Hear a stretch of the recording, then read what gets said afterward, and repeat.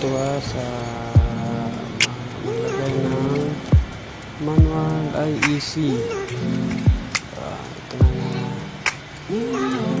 tapos adjustin natin yan. Tapos hanap po lang kayo ng sign pin or ball pin para gamitin natin yan. Ilagay natin sa IEC na lista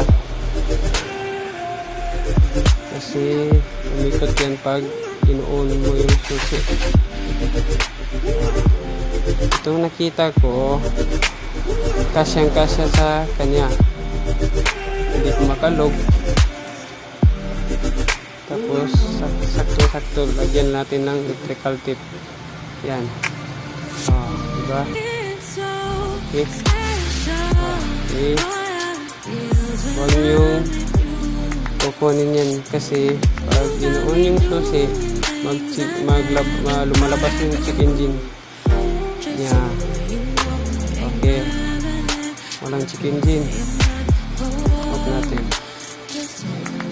Okay, ganyan lang tips sa maglagay ng manual IEC.